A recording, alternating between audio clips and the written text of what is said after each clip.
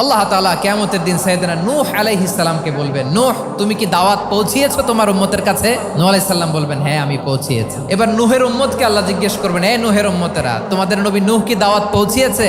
নূহের উম্মত বলবে, না আল্লাহ, কোনো দাওয়াতও আমরা পাই নাই, আপনারাও চিনি নাই, জান্নাতও চিনি নাই, জাহান্নামও চিনি নাই। নূহ আলাইহিস সালাম বিপদে পড়ে যাবেন। তখন আল্লাহ বলবেন, নূহ তোমার পক্ষে কোনো সাক্ষী আছে?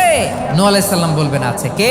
উম্মতে মুহাম্মাদি। তখন আমরা বলবো, আল্লাহ, আল্লাহর নবী নূহ আলাইহিস সালাম তিনি আপনি যা যা বলেছেন ঠিক তা তার উম্মতের কাছে পৌঁছে দিয়েছে। এবার নূহের উম্মতের সাথে আমাদের ঝগড়া লাগবে। তারা বলবে, তোমরা আসছো আমাদের হাজার হাজার বছর পরে, তোমরা কি করে জানলা? তোমাদের সাক্ষী ধর্তব্য হবে না? আমরা তখন বলবো, আমাদের কোরআনে তোমাদের নবীর নামে আল্লাহ তাআলা একটা সূরা নাজিল করেছেন, সূরাতে নূহ। দিন রাত এক করে তোমাদের কাছে তিনি দাওয়াত পৌঁছেছেন, সব আমরা জানি। আমরা যখন বলবো এই কথা, নূহের উম্মত চুপসে যাবে। তখন আমরা সত্য বলেছি কিনা এটা আল্লাহ তাআলা জানতে চাইবে বিশ্বনবীর কাছে। তখন বিশ্বনবী আমাদের পক্ষে সাক্ষী দিবেন। আওয়াজ করে বলেন আল্লাহু আকবার।